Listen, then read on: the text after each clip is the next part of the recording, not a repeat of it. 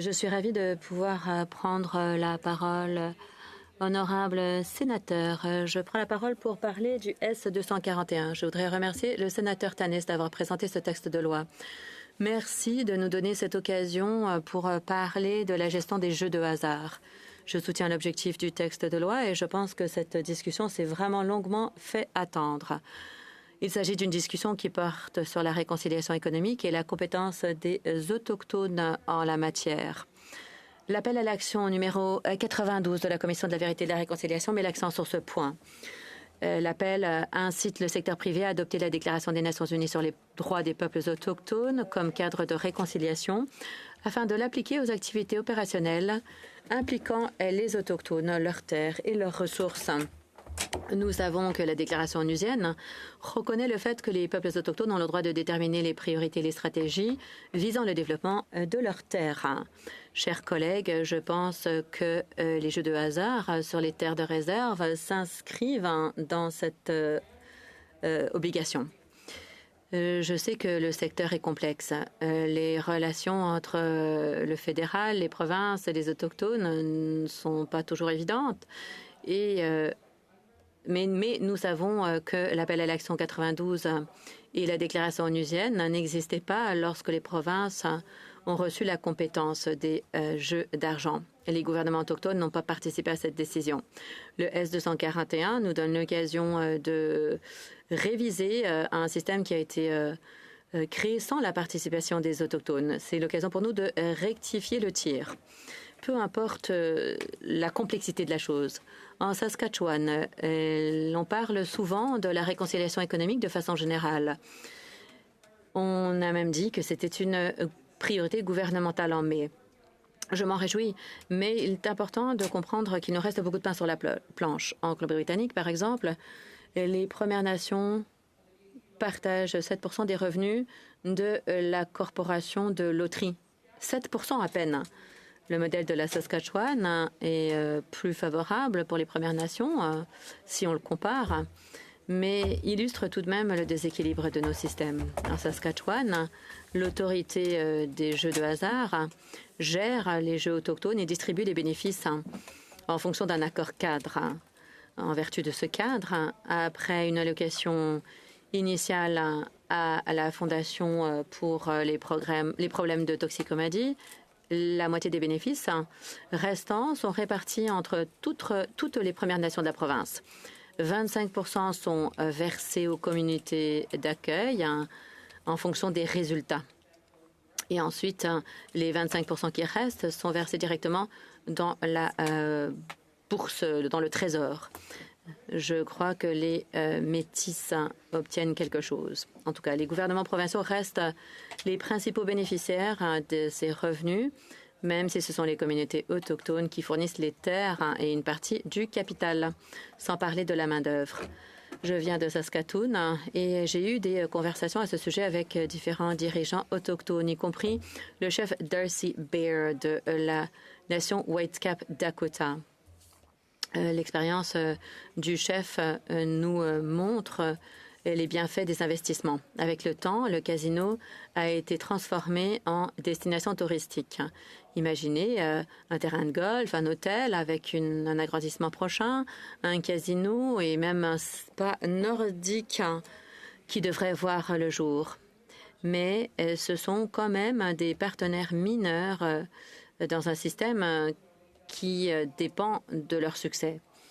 Le modèle actuel n'est pas la seule solution. En effet, il existe des approches qui placent les gouvernements autochtones dans une position plus forte. Aux États-Unis, par exemple, les accords tribaux encouragent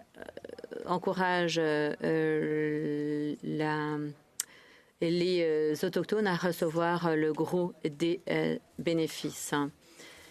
C'est une approche qui remonte à 1987 en Californie, qui met en exergue l'autonomie gouvernementale et le développement économique dans le contexte des jeux d'argent. Ces accords exigent en général que la majorité des revenus nets des jeux de hasard restent au sein de la communauté autochtone. À partir de là, les États peuvent quand même participer au partage des revenus.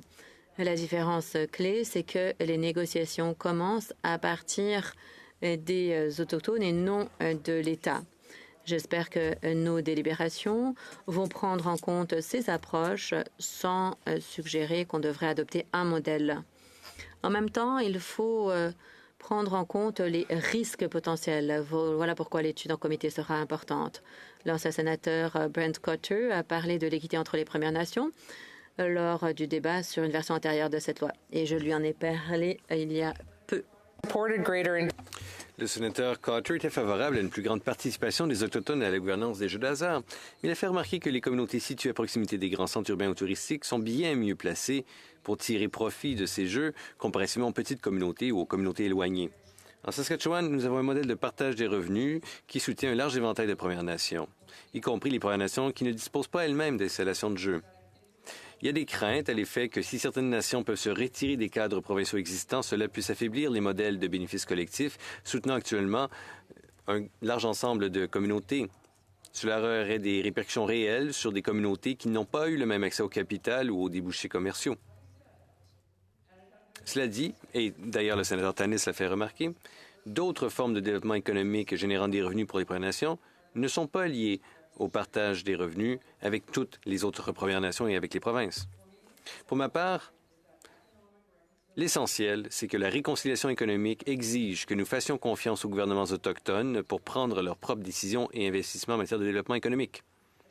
De plus, le projet de loi S241 ne traite pas directement de la manière dont les communautés de jeu ou les communautés susceptibles de se lancer dans le jeu participeraient à un nouveau cadre ou en tireraient profit. Et ça, c'est un aspect qui doit être pris en considération. Un protocole d'entente signé par 15 Premières Nations en 2024, incluant 8 Premières Nations de la Saskatchewan, reconnaît et décrit une approche dirigée par les Autochtones. Dans cet accord, on prévoit la nécessité d'une autorité nationale autochtone chargée des jeux. C'est quelque chose que le chef Darcy Bear m'a décrite comme étant nécessaire si on veut mettre en œuvre des pratiques équitables en matière de jeux. La question de l'accès au marché aussi devra être examinée. Suivant des conversations que mon équipe et moi avons eues avec la Saskatchewan Indian Gaming Authority et avec le ministre responsable des loteries et des jeux de hasard de la Saskatchewan, en l'occurrence l'honorable Jeremy Harrison, il faut aussi prendre en compte une préoccupation qui est la saturation du marché. D'ailleurs, le ministre de la Saskatchewan ne soutient pas cette loi. Les pourparlers seront probablement très animés quant au contrôle du marché de ce secteur, qu'il s'agisse de limiter les nouveaux entrants ou, à l'instar d'autres secteurs, de laisser le marché décider de lui-même. L'étude en comité de ce projet de loi nous aidera à évaluer ces questions et à déterminer si des modifications pourraient améliorer le projet de loi. Il s'agit d'une mesure constructive, mais si le projet de loi S241 est adopté, des discussions similaires devront également avoir lieu dans tout le pays. Confronté à cette complexité, le Sénat devrait entendre directement les collectivités dont la capacité est limitée afin de comprendre non seulement leurs préoccupations à ces communautés, et non seulement pour éclairer nos travaux sur ce projet de loi, mais aussi pour aider à fournir du matériel de référence aux citoyens de tout le Canada sur les meilleures pratiques et la manière de façonner les systèmes autochtones de demain. Les consultations de notre comité devraient aussi faire appel au groupe métis. Cette loi reflète la réalité des jeux de hasard dans les réserves. Mais, en même temps, les communautés métisses sont des peuples autochtones titulaires de droits et leur participation économique aux jeux de hasard dépend en grande partie des choix politiques provinciaux. Notre comité, donc, devrait examiner si cette loi a des effets indirects sur les communautés métisses. Ainsi, leur point de vue devrait être entendu. Une autre question soulevée par l'ancien sénateur Cotter porte sur les mécanismes juridictionnels. D'après ma compréhension, nous sommes saisis d'un projet de loi qui remplacerait effectivement l'autorité provinciale en matière de jeu lorsque les Premières Nations choisissent d'exercer leur juridiction. J'espère que le comité examinera attentivement les avantages et les inconvénients potentiels de cet arrangement en tenant compte des opinions des provinces et des incidences que ces changements éventuels auraient sur les provinces. Je réitère, tout cela doit être fait en gardant à l'esprit que la réconciliation économique requiert de véritables efforts. Et c'est quelque chose qui peut ne pas convenir à tous les participants autour de la table. Je m'exprime aussi en tant qu'ancienne directrice des services de santé mentale de toxicomanie de la région sanitaire de Saskatoon et de l'autorité sanitaire de la Saskatchewan. Je sais également que le jeu n'est pas seulement une activité économique. Je sais que le jeu de hasard a des répercussions bien documentées sur la toxicomanie et la santé mentale, ce qui crée un devoir de diligence raisonnable pour ceux qui exploitent des systèmes de jeu et soulève des questions sur la manière dont les préjudices associés sont traités. Le projet de loi S-241 propose un transfert de compétences en matière de jeux de hasard. Et je ne doute pas que la réglementation des Premières Nations s'engage à respecter à tout le moins les mêmes normes et même davantage. Chers collègues, en définitive, ce qui est nécessaire, c'est de comprendre comment ce projet de loi s'articulera dans le concret, compte tenu de la complexité du système de jeux de hasard affecté. Une étude en comité nous permettrait d'entendre directement diverses personnes autochtones, divers peuples, y compris des communautés dont la capacité de jeu est limitée, et ça nous permettrait donc d'évaluer si l'approche préconisée est viable. Nous connaissons des modèles, autres que ceux actuellement utilisés au Canada, accordant la priorité à la compétence autochtone, ce qui prouve que c'est possible. Nous savons que cette loi est conforme à la DNU-DPA. Nous savons en outre que la réconciliation économique est essentielle à une réconciliation au sens large. Nous savons aussi que de nombreuses Premières Nations prospèrent, et ce, dans de nombreux secteurs économiques. Enfin, nous savons que nombreuses sont les Premières Nations qui ont une expérience approfondie et fructueuse dans le secteur des jeux de hasard.